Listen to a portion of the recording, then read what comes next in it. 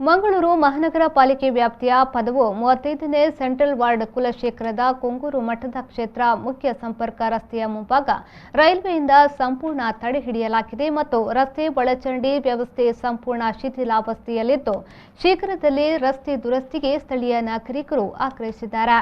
ಸುಮಾರು 50 ವರ್ಷ ಹಿಂದಿನಿಂದಲೂ ಕೊಂಗೂರು ಮಠ ಮುಖ್ಯ ರಸ್ತೆ ಎಂದು ಗುರುತಿಸಲ್ಪಟ್ಟಿದ್ದು, ಈ ಕೊಂಗೂರು ಮುಖ್ಯ ರಸ್ತೆಯ ಕೊಂಗೂರು ಕ್ಷೇತ್ರದ 2 ದೇವಸ್ಥಾನಗಳಿಗೆ ಮತ್ತು ಅದರ ಸಭಾಭವನಗಳಿಗೆ ಹಾಗೂ 250ಕ್ಕಿಂತ ಹೆಚ್ಚಿನ ಮನೆಗಳಿಗೆ ಸಂಪರ್ಕಿಸುವ ಮುಖ್ಯ ಸಾರ್ವಜನಿಕ ರಸ್ತೆಯಾಗಿದೆ.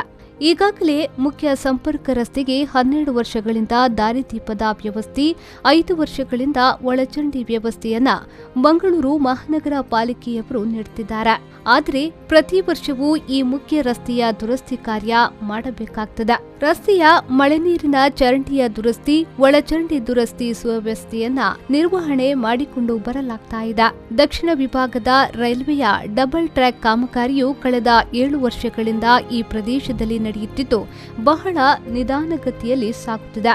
ಆದರೆ ಇತ್ತೀಚೆಗೆ ರಸ್ತೆಯ ಮುಂಭಾಗದಲ್ಲಿ ರೈಲ್ವೆಯ ಅವೈಜ್ಞಾನಿಕ ಕಾಮಗಾರಿಯಿಂದಾಗಿ ಮೊದಲ ಮಳೆಯಲ್ಲಿ ಈ ಮುಖ್ಯ ಸಂಪರ್ಕ ರಸ್ತೆಯು ಕುಸಿದು ಹೋಗಿ ಅವಘಡ ಸಂಭವಿಸಿದೆ. ಈಗ ಈ ರಸ್ತೆಯ ಮುಂಭಾಗವನ್ನ ಸಂಪೂರ್ಣ ಬಂದ್ ಮಾಡಲಾಗಿದೆ. ಅಲ್ಲದೆ ರೈಲ್ವೆ ಕಾಮಗಾರಿಯಿಂದಾಗಿ ಸಂಪರ್ಕ ರಸ್ತೆ ಒಳಚರಂಡಿಯು ಹಾನಿಗೊಳಗಾಗಿದೆ. ಮಳೆ ನೀರಿನ ಚರಂಡಿ ಹದಗೆಟ್ಟಿದ್ದು ಒಳ ರಸ್ತೆ ಸಂಪೂರ್ಣವಾಗಿ ಹಾಳಾಗಿದೆ. ಈ ಸಮಸ್ಯೆ ಬಗ್ಗೆ ಮಾತನಾಡಿದ ಸ್ಥಳೀಯರಾದ ಗಣೇಶ್ ಹೆಬ್ಬಾರ್ ಅವರು ಹಲವಾರು ಬಾರಿ ರಸ್ತೆ ಸಮಸ್ಯೆಯ ಬಗ್ಗೆ ಪಾಲಿಕೆಯ ಆಯುಕ್ತರಿಗೆ ಹಾಗೂ ಜನಪ್ರತಿನಿಧಿಗಳಿಗೆ ವಿಚಾರ ತಿಳಿಸಿದ್ದೇವೆ. ಇಲ್ಲಿನ ಸಮಸ್ಯೆಯ ಬಗ್ಗೆ ತಿಳಿಸಿದ ಕೂಡಲೇ ಈ ಪ್ರದೇಶವನ್ನ ಪರಿಶೀಲನೆ ನಡೆಸಿ ಸರಿಪಡಿಸುವ ಭರವಸೆಯನ್ನ ನೀಡಿದ್ದಾರೆ. ಪ್ರತಿ ವರ್ಷ ಮಳೆಗಾಲ ಬಂದಾಗ ಇದೇ ಪರಿಸ್ಥಿತಿ ಉಂಟಾಗ್ತದೆ. ಈ ಪ್ರದೇಶದಲ್ಲಿ 2 ದೇವಸ್ಥಾನಗಳಿವೆ. ಮಾತ್ರವಲ್ಲದೆ ಆಶ್ರಮ ಕೂಡ ಇದೆ. ಇಲ್ಲಿನ ಸ್ಥಳೀಯರಿಗೆ ಈ ರಸ್ತೆಯಲ್ಲಿ ಸಂಚರಿಸಲಾಗದೆ ತುಂಬಾ ತೊಂದರೆ ಅನುಭವಿಸುವಂತಾಗಿದೆ. ಕೂಡಲೇ ಇಲ್ಲಿನ ಸಮಸ್ಯೆಯನ್ನ ಸರಿಪಡಿಸಿಕೊಡಿ ಎಂದು ಕಳಕಳಿಯಿಂದ ಮನವಿ ಮಾಡಿಕೊಂಡಿದ್ದಾರೆ. ಇದು ಕೊಂಗೂರು ಮಠ ರಸ್ತೆ ಮೇಲೆ ನಾನು ನಿಂತಿದ್ದೆ. ನನ್ನ ಮನೆಗೆ ಸಂಪರ್ಕಿಸುವ ಮುಖ್ಯ ರಸ್ತೆ ಇದೇ ಆಗಿದೆ.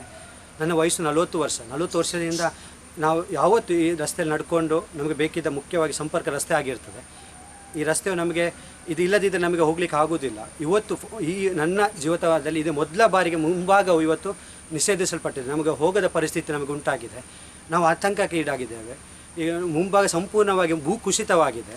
ಈ ಮಳೆ ಈಗ ಜೂನ್ ತಿಂಗಳು ಬಂದ ಮಳೆಯಿಂದ ರೈಲ್ವೆ ನಾನು ಹೇಳ್ಬೋದು ಅವೈಜ್ಞಾನಿಕ ಕಾಮಗಾರಿಕೆ ಅಂತ ಹೇಳ್ಬೋದು. ಯಾಕಂದರೆ 7 ವರ್ಷ ನಿರಂತರವಾಗಿ ನಾವು ಅವರಿಗೆ ಸಹಕಾರ ನೀಡಿಕೊಂಡು ಬಂದಿದ್ದೇವೆ.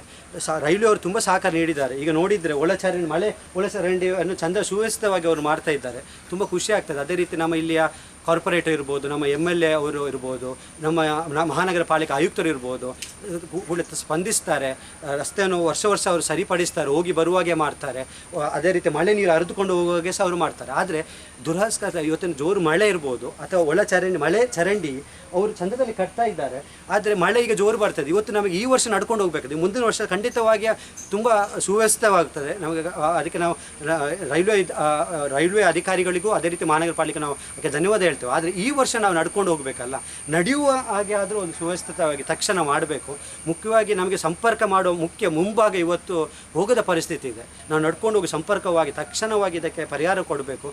ಇಲ್ಲಿವರೆಗೆ ನಮಗೆ ಎಲ್ಲ ಆಯುಕ್ತರು ರೈಲ್ವೆ ಅಧಿಕಾರಿಗಳು ಸ್ಪಂದಿಸ್ತಾ ಬಂದಿದ್ದಾರೆ. ಈ ಸಂದರ್ಭದಲ್ಲಿ ನಡೆಯು ಹೋಗುವಾಗೆ ನಮಗೆ ಮಾಡಿಕೊಡ್ಬೇಕಂತ ನಾನು ಕಳಕಳಿಯಾಗಿ ಕೇಳಿಕೊಳ್ಳುತ್ತೇನೆ. ಕೊಂಗೂರು ಪ್ರದೇಶದ ಸಮಸ್ಯೆ ಇಂದು ನಿನ್ನೆಯದಲ್ಲ, ಅನೇಕ ವರ್ಷಗಳಿಂದ ಇದೆ.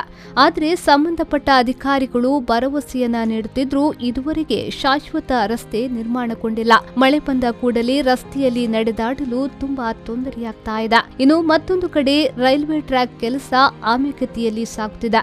ಇದರಿಂದಾಗಿ ಇಲ್ಲಿನ ನಿವಾಸಿಗಳು ಹಲವಾರು ಬಾರಿ ಸಂಬಂಧಪಟ್ಟ ಅಧಿಕಾರಿಗಳಿಗೆ ಮನವಿಯನ್ನ ನೀಡಿದ್ರೆ ಭರವಸೆ ಮಾತ್ರ ಕೊಡುತ್ತಾರೆ ಹೊರತು ಸಮಸ್ಯೆಗೆ ಮುಕ್ತಿ ಸಿಕ್ಕಿಲ್ಲ.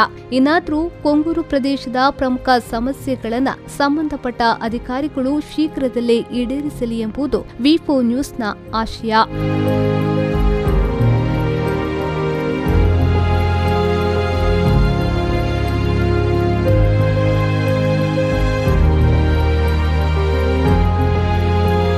ಶರಸಾಲ್ಯಾನ್ V4 ನ್ಯೂಸ್ ಮಂಗಳೂರು.